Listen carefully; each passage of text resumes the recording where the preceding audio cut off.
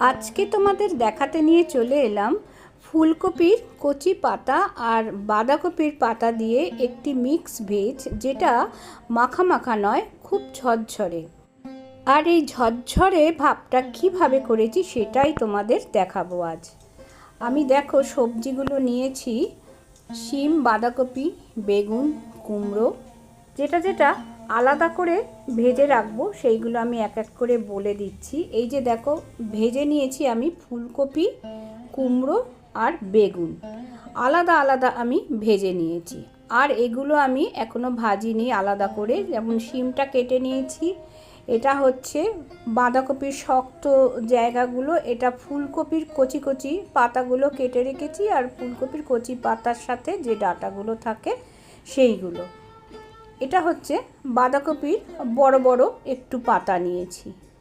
এবারে আমি সর্ষের তেলে যে ওইগুলো ভেজে রেখেছিলাম ফুলকপি, কুমড়ো আর বেগুন, সেই তেলেই আমি দিয়ে দিলাম দুখানা শুকনো লঙ্কা ভেঙে নিয়ে দিয়ে দিলাম, আর দিলাম 5 ফোড়ন।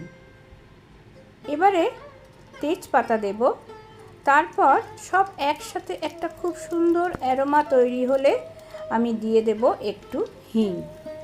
হিংটা দেওয়ার পরে কিন্তু বেশি পোড়ানো যাবে না, তাহলে বাজে গন্ধ হয়ে যাবে। সাথে সাথে আমি আলু কেটে রেখেছি, সেটা আমি দিয়ে দিলাম। আলুটা দিয়ে কিছুক্ষণ একটু ভেজে নেবার পরে দিয়ে দিলাম বাঁধাকপি আর ফুলকপির শক্ত শক্ত ডাঁটার মতন যেগুলো থাকে, সেইগুলো ছোট ছোট করে কেটে রেখেছিলাম, তোমাদের আগে দেখিয়েছি, সেইটা আমি দিয়ে দিলাম। দিয়ে এগুলো একটু শক্ত বলেই আলুর সাথে দিয়ে দিয়েছি। এবারে দিয়ে দিলাম আমি শিমটা। আমার সমস্ত কাছের আর দূরের বন্ধুদের আন্তরিক শুভেচ্ছা জানিয়ে আজকের ভিডিওটা শুরু করলাম। আশা করি সবাই ভালো আছো। এবারে বাঁধাকপির পাতাগুলো যেগুলো বড় করে কেটে রেখেছি সেগুলো দিলাম, আর ফুলকপির কচি পাতাগুলো দিয়ে দিলাম। কিছুক্ষণ নাড়াচাড়া করে নেব। একটু সামান্য ভাজা ভাজা করে নিয়ে আমি একটু লবণ দিয়ে দিচ্ছি। এইবার লবণটা দিলে কিন্তু তাড়াতাড়ি নরম হয়ে যাবে। আমি সব একসাথে দিয়েই কিন্তু আমি এই মিক্স ভেজটা করতে পারতাম, কিন্তু সেভাবে করলে কিন্তু ঝরঝরে ভাবটা থাকতো না, তখন ঘেঁটে মাখা মাখা হয়ে যেত। তাহলে কুমকুমের রান্নায় আজ দেখছো ঝরঝরে মিক্স ভেজ, ফুলকপির কচি পাতা, বাঁধাকপির পাতা আর বিভিন্ন সবজি দিয়ে।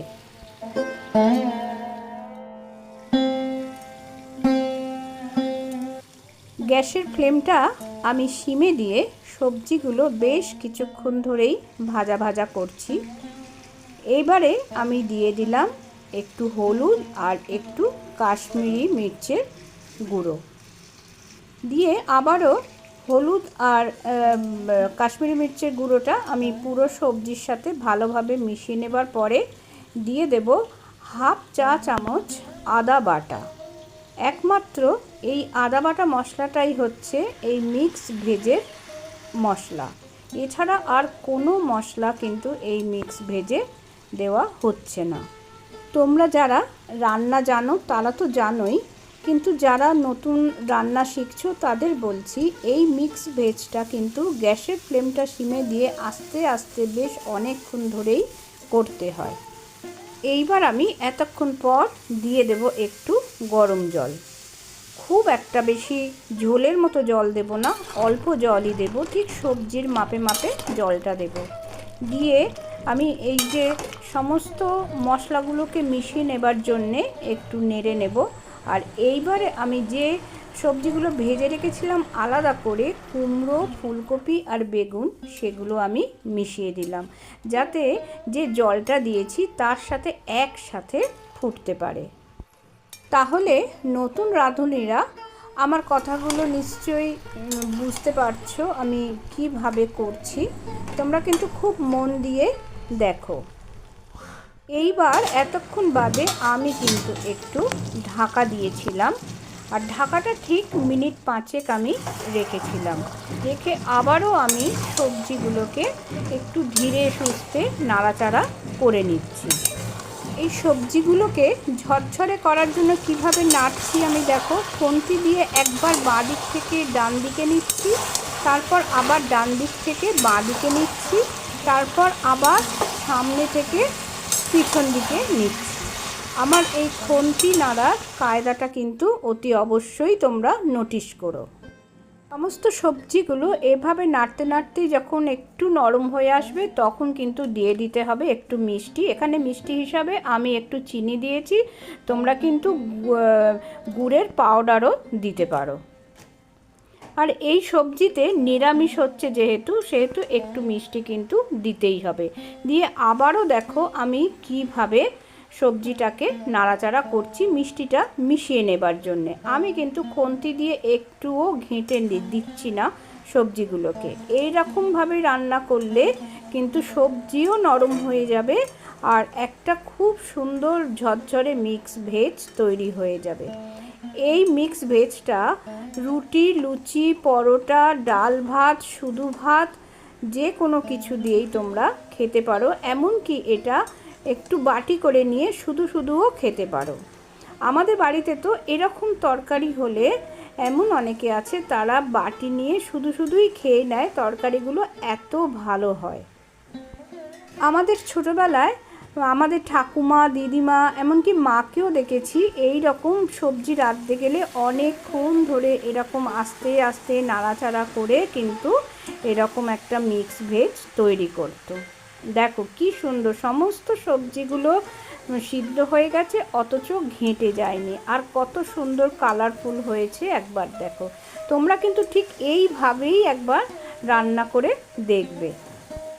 এই মিক্স ভেজের এত সুন্দর একটা ফ্লেভার আসছে, তোমাদের তো ফ্লেভারটা নেওয়াতে পারছি না, কিন্তু আমার নিশ্চয়ই মনে হচ্ছে এই সবজি রান্নাটা দেখে তোমাদের অতি অবশ্যই কিন্তু খেতে ইচ্ছা করছে অথবা করবে। মিক্স ভেজ কিন্তু একেবারে রেডি হয়ে গেছে। এবারে আমি গ্যাসের ফ্লেমটা অফ করে দিয়ে একটা ঢাকা দিয়ে রাখলাম কড়ার উপরে। ঠিক মিনিট 5 স্ট্যান্ডিং টাইমে রেখে আমি ঢাকাটা খুলে এবারে একটা পাত্রে ঢেলে নেব সবজিটাকে। এবার তোমরা কিন্তু কল্পনা করতেই পারো যে এই রকম ধোঁয়া ওঠা মিক্স ভেজ আর একটু গরম গরম ধোঁয়া ওঠা রুটি কিংবা গরম গরম ধোঁয়া ওঠা ডাল ভাতের সাথে কতটা মুখরোচক খেতে লাগবে। তাহলে চলো আজকে ভিডিওটা আমি এখানেই শেষ করছি। পরের দিন আবার শীতকালীন কোনো রান্না নিয়ে চলে আসব তোমাদের সামনে। সবাই ভালো থেকো, সুস্থ থেকো, আনন্দে থেকো। সরস্বতী পুজো এগিয়ে আসছে। এই সরস্বতী পুজোর দিনে যেখানে যেখানে খিচুড়ি হয় সেই খিচুড়ির সাথে এই ধরনের একটি মিক্স ভেজ, ঝরঝরে মিক্স ভেজ তোমরা তৈরি করে নিতে পারো। আর তার জন্যে কিন্তু আমার রেসিপিটা তোমাদের ভালোভাবে দেখতে হবে, আর ভালো লাগলে অতি অবশ্যই লাইক আর শেয়ার করার অনুরোধ করলাম। আর কমেন্ট করতে কিন্তু একটুও ভুলে যেও না। ধন্যবাদ।